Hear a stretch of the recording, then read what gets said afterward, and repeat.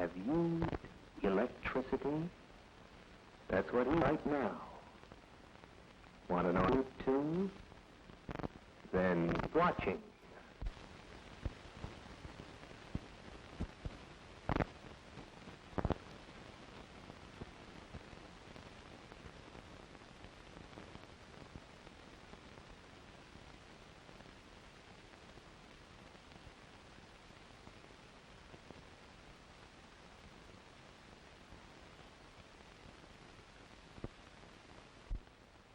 Hello, young neighbors. Welcome to Junior Science. Today we're going to do some very exciting experiments and find out something about electricity. Now, we've all seen the things that it does. It gives us heat and runs clocks and turns motors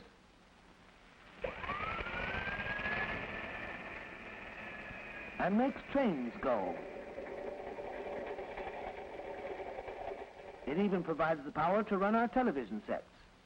But what is electricity? Well, today we're going to find out.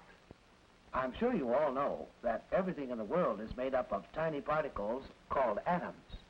Well, all atoms contain electricity. And so actually everything in the world, including our own bodies, contains tiny particles of electricity. Now, every atom has two parts. A heavy part in the center called the nucleus, and some tiny particles of electricity that whirl around it. These particles are called electrons. When a current of electricity flows in a wire, what actually happens is that electrons jump from one atom of the wire to the next atom very, very quickly. Now, if there are a lot of electrons in one place and very few in another, and the two places are connected by a wire, the electrons here have enough pressure to push themselves through the wire until there is the same number of electrons here and here. And this flow of electrons is called an electric current. Now, we can't actually see an electric current flowing, but we can see how this works by using water as an illustration. If we have a little colored water in one funnel and a lot of water in another, this water has more pressure. And when we connect the funnels, the water will flow through the tube until both funnels have the same amount of water in them. Now, the funnel with a lot of water is very much like a dry cell, because in a dry cell there are a lot of electrons waiting to go to work and push themselves through a wire. Nowadays, we use dry cells in flashlights and portable radios and lots of other things without giving them a thought.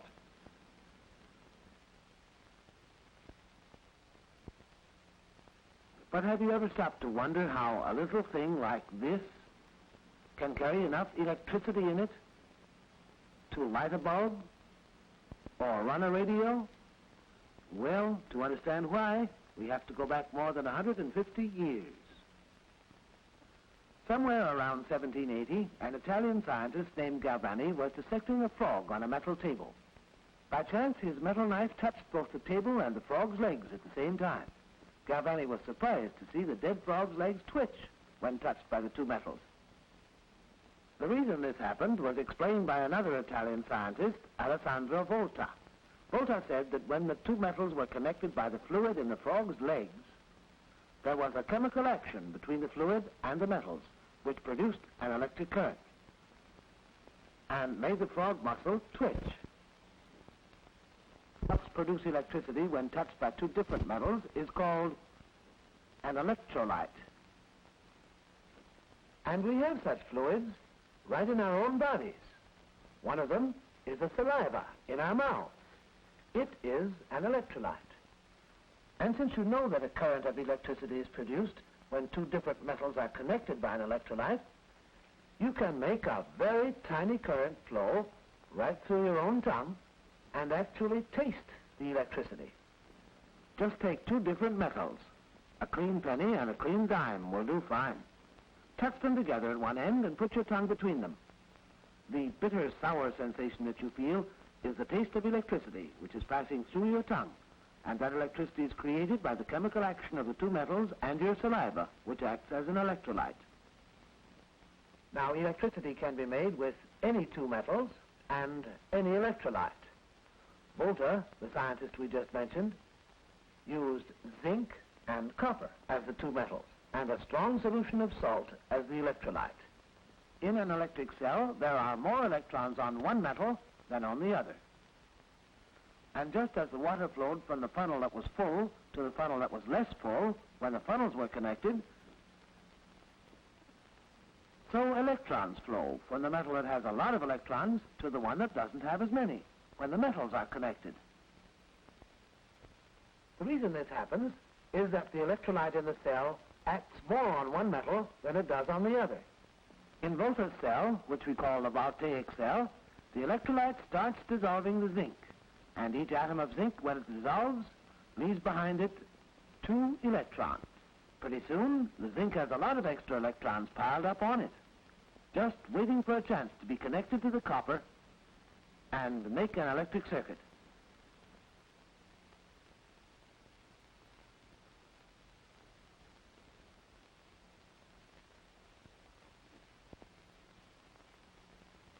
Now, you can make a little voltaic cell in your own home, one that actually works.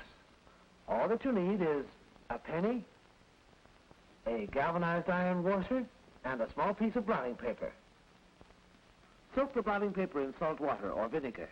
That will be your electrolyte. Then squeeze the blotting paper between the penny and the washer.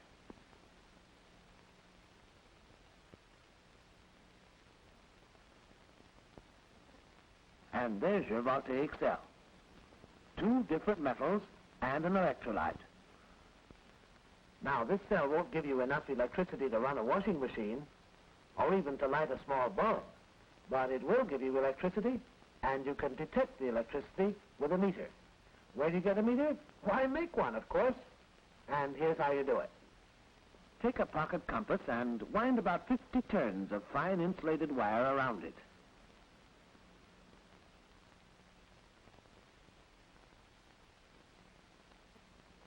When you've finished, turn the compass so the needle is under the wire.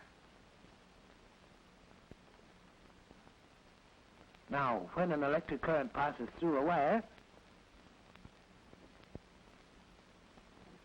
that wire becomes a magnet and can attract iron filings or turn a compass needle.